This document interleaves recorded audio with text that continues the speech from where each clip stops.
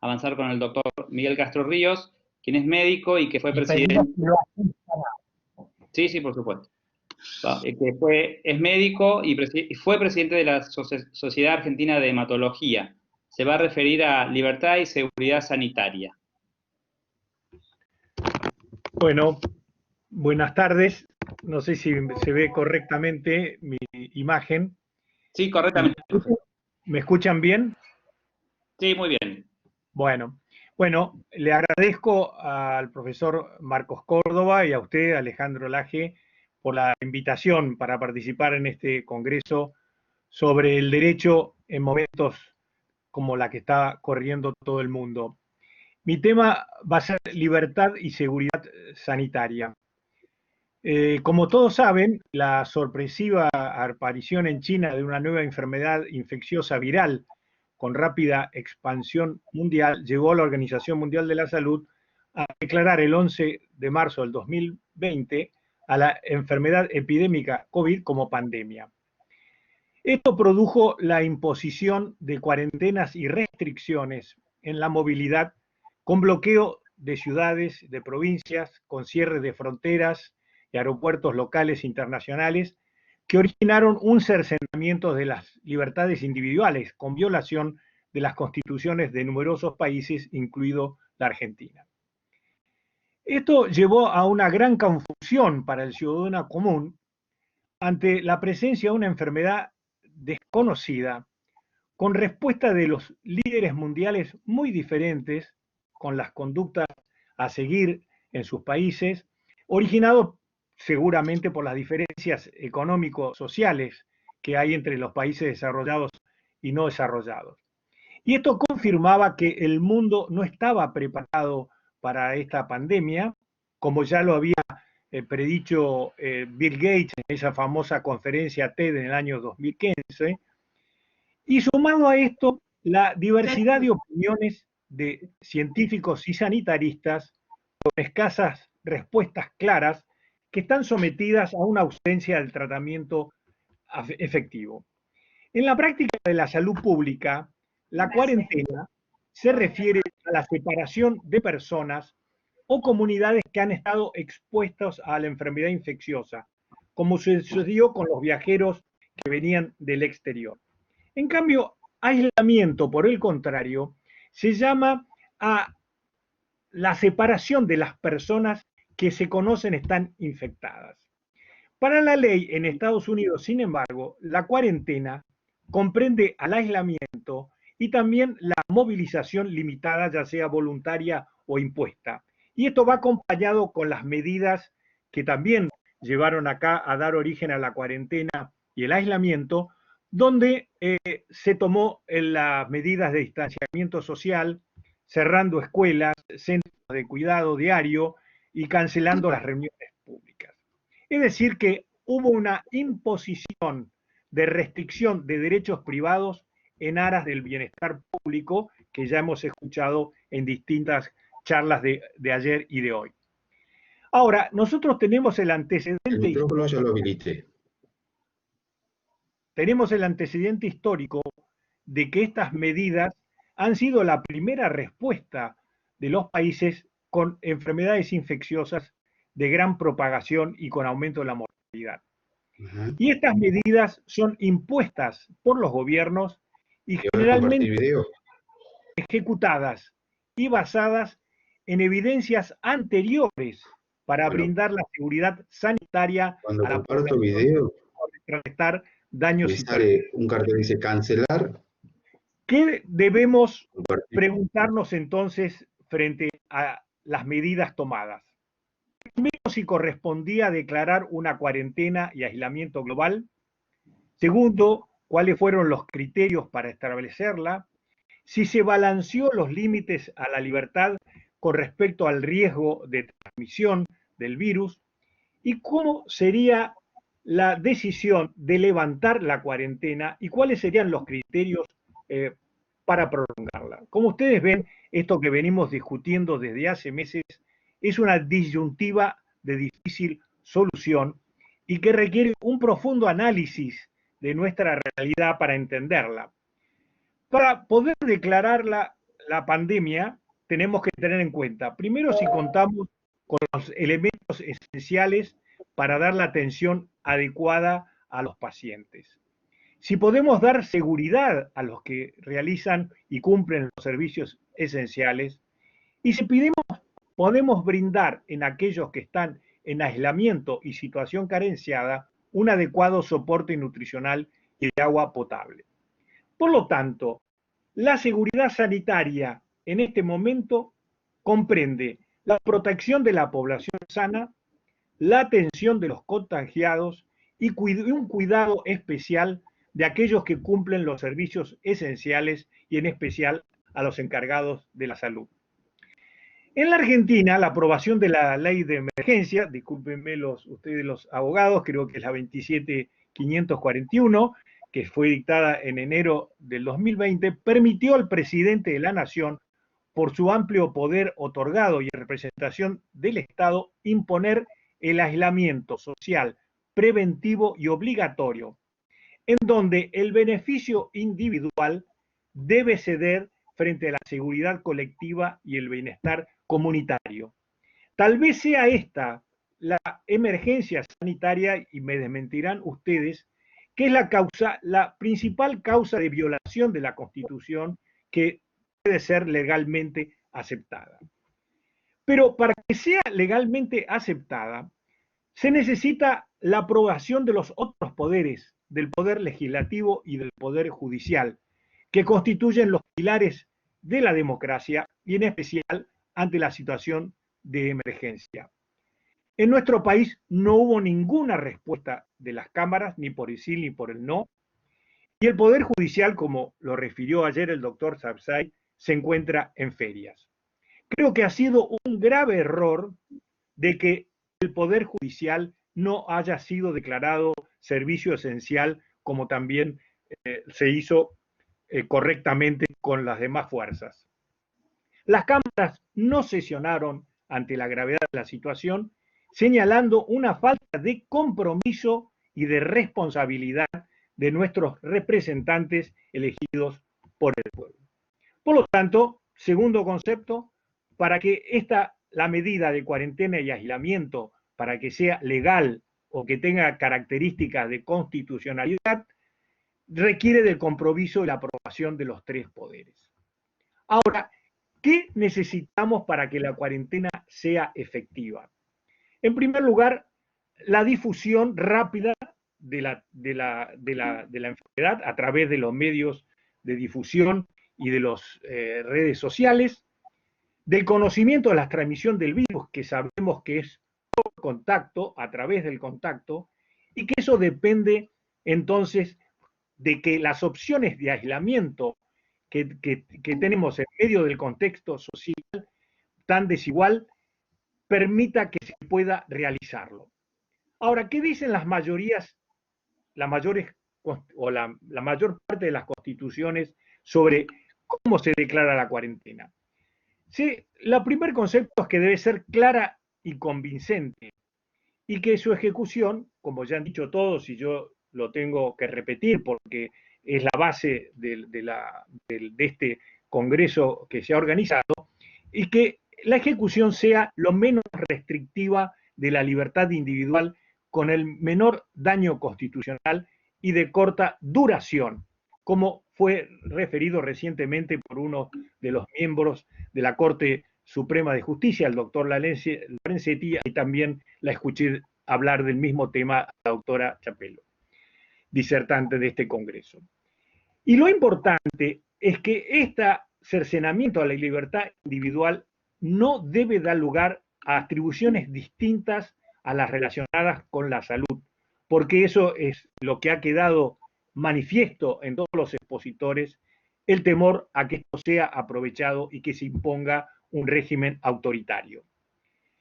El otro concepto que las constituciones nos piden es que tiene que haber legitimidad y fuerza en el que ejerce el poder y el que lo determina. Y en general, lo que pasó en la Argentina ante esta imposición, no hubo grandes resistencias de la población a ser controladas. Es decir, se aceptaron las limitaciones impuestas fundamentalmente porque es una causa de salud, en parte por miedo al riesgo individual y al contagio y transmisión a los familiares. Y se paró el país y no hubo reclamos, en principio, no hubo grandes reclamos. La mayoría de la nación confió en el comité encargado de ejecutarla y en parte creo porque los ciudadanos, el ciudadano común, me incluyo, desconocemos nuestros derechos y obligaciones y esto a veces no nos permite visualizar con claridad el problema. Ahora, hasta el momento la decisión del gobierno ha sido unidireccional y solamente parecía ser que la solución es la cuarentena. Esto puede dar lugar a toma de posiciones diferentes o a críticas, pero en realidad debemos conocer la realidad de nuestro país. Es un país con un grado de pobreza de amplios sectores que actualmente alcanza más del 40% de la población y que será superado cuando termine la pandemia. Y como todos sabemos, con barrios que viven en el hacinamiento, con servicios sanitarios inadecuados y carencia histórica de asistencia de salud eficiente.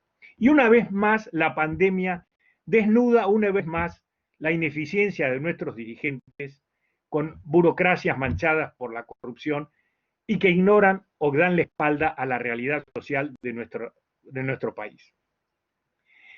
Esta ha sido la causa principal de la declaración de la cuarentena, es decir, dar tiempo a las autoridades a proveer de camas de hospital, de servicios de terapia intensiva, de equipos de asistencia ventilatoria clínica, y esto se realizó bajo el asesoramiento de médicos, infectólogos y sanitaristas que privilegiaron el no contagio sobre el cercenamiento de la libertad. La cuarentena se ha prolongado y son numerosos los cuestionamientos que se hacen. Por ejemplo, que la efectividad podría estar basada en creencias científicas discutibles, que los límites de la seguridad sobrepasan los beneficios del no contagio. Sabemos el efecto psicosocial, los estados de depresión y el estado anímico de aquellos que permanecen en el aislamiento, la producción de pérdida de puestos de trabajo, el derrumbe de la economía. También hoy, se mencionaron hoy en varias charlas la discriminación del grupo etario, desafiando los criterios de igualdad que ya fueron mencionados en charlas anteriores. Y finalmente que lo que preocupa a ustedes y también nos debería preocupar a los ciudadanos comunes, que es que esta cuarentena prolongada debilita la democracia política y provoca la desaparición del derecho, del Estado de Derecho y utiliza a la Constitución.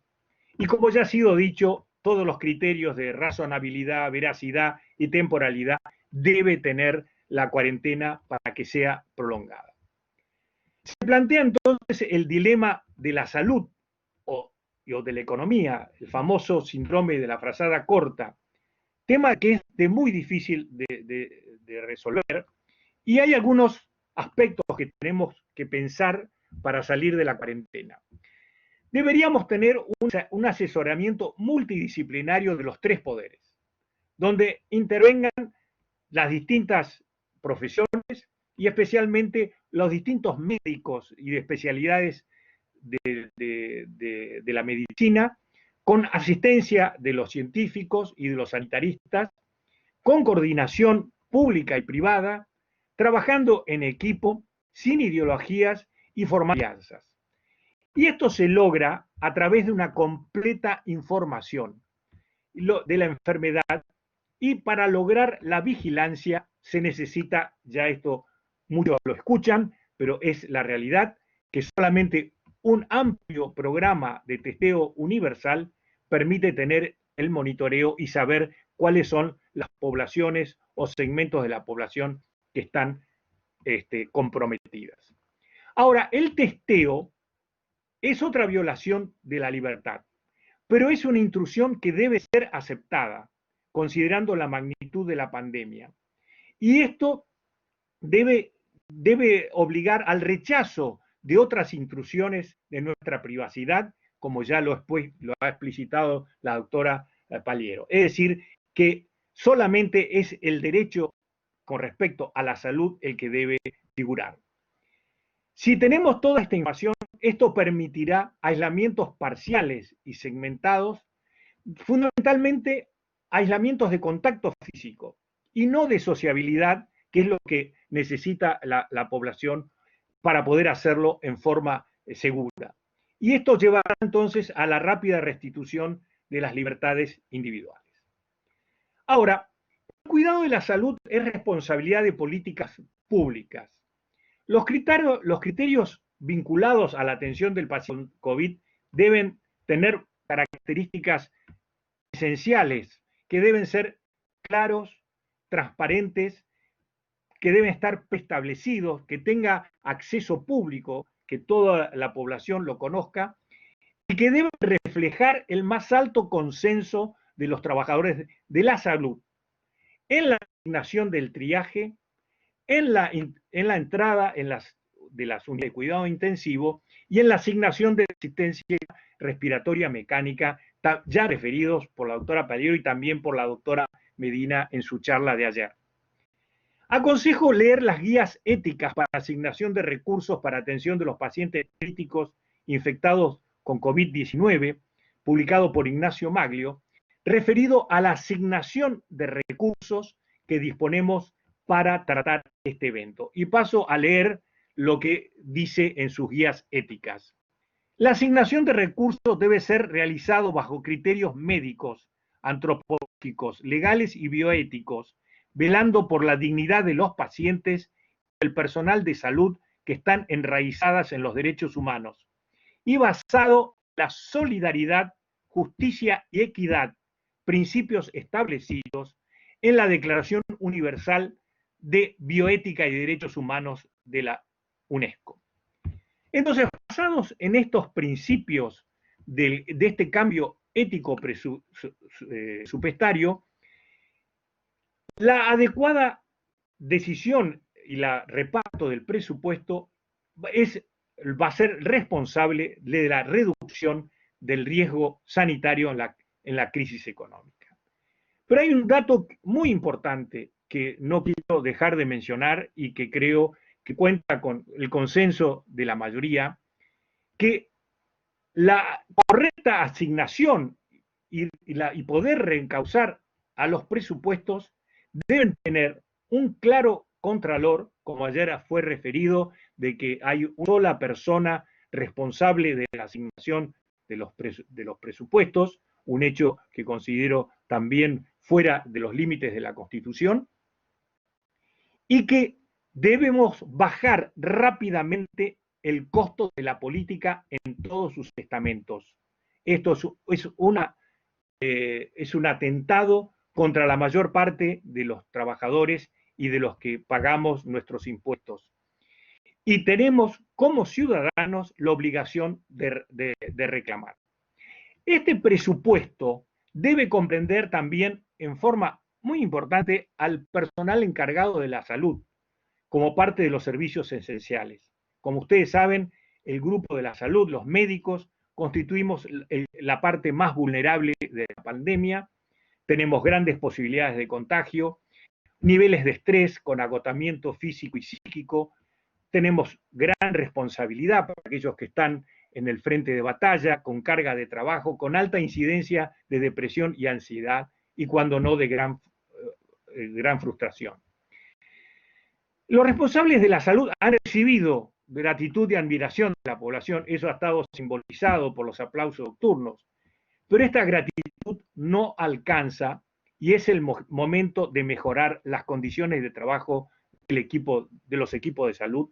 Hay quejas con respecto a tener el equipamiento adecuado y además deben recibir un salario acorde al sacrificio realizado y que debe ser la base de una estrategia sanitaria integral. La Cámara de Diputados ha elevado a senadores dos proyectos, dos leyes, referidas a la protección del personal de salud y otra referido a beneficios especiales que comprende a todos los servicios especiales durante la COVID-19. La lectura de las mismas reflejan que están lejos del resarcimiento del daño ocasionado, hecho mencionado ayer por el doctor Marcos Córdoba, de cómo debe ser digno ese resarcimiento frente a esta situación. Ahora, y por lo tanto creo que merece una reforma de senadores para poder ampliar este resarcimiento. Ahora, debemos evitar que lo sucedido de esta guerra contra el virus, como lo calificó el presidente de Francia, Emmanuel Macron, para mostrar y llenar de valor a su pueblo, que esto sea olvidado, como sucedió con los combatientes de Malvinas. Es decir, esto tiene que ser resuelto pensando hoy y pensando para el futuro. Y los médicos debemos unirnos frente a esta situación, exigiendo que esto se cumpla tanto en la medicina pública como la privada. Y esto debe comprender a la familia a través de un seguro de salud completo. Y ese seguro debe exceder los límites de la pandemia. Estamos obligados a dar la batalla cultural con un nuevo modelo de desarrollo más equitativo y sustentable. Estas palabras que estoy repitiendo me dan vergüenza decirlas, porque es una palabra que lo van a encontrar en todos los tratados y conferencias que dan los economistas. Esto de la modelo de desarrollo equitativo y sustantivo. Me da vergüenza. Ahora, ¿qué valor tiene la Constitución cuando no cumplimos todos nosotros con la solidaridad frente a la pobreza y sufrimiento? Y como ya lo dijo el doctor Marcos Córdoba ayer, esta solidaridad es que está, no la conozco a la Constitución italiana, está debidamente expresada y que realmente es algo que atañe a todos nosotros manifestar esta solidaridad, como ya lo hemos visto en la mayor parte de los expositores. Entonces, ¿qué es lo que debemos hacer pensando en el futuro? Debemos llegar a la erradicación del hacinamiento y mejoría de la pobreza. Solo así habrá seguridad sanitaria sin violación de la Constitución. Muchas gracias. Muchas gracias, Alejandro, profesor. Sí. Alejandro, si me permitís, antes no sé si tenés alguna pregunta, yo quería muchas preguntas. hacerle al doctor Miguel Castro Ríos la participación. Yo pedí que fuera invitado el doctor Miguel Castro Ríos porque conozco su sabiduría en la ciencia médica, conozco su valentía en la expresión de valores y conozco que su comportamiento es coherente con lo que expone con sus palabras. Por eso quería que él estuviera acá. Lo que jamás pude haber avisorado es que el doctor Castro Ríos, por supuesto no estoy en condiciones de evaluar lo que nos ha dicho desde el punto de vista médico y la jerarquía de los fundamentos biológicos, pero sí de los jurídicos, y nos ha dado una clase jurídica. Encierra en sus palabras el principio de solidaridad, el principio de justicia, el principio de equidad. Eso es el fundamento del comportamiento social que la ley debe recoger para calificarlo y atribuirle consecuencias. Nos ha dado una clase de derecho, de auténtico derecho. Coincide en sus palabras con lo dicho por Casagne. El derecho reconocido en la estructura jurídica en realidad responde a aquello que es el deber ser precedente. Muchísimas gracias y si hay alguna pregunta para el doctor, pero yo ya me despido de él agradeciendo.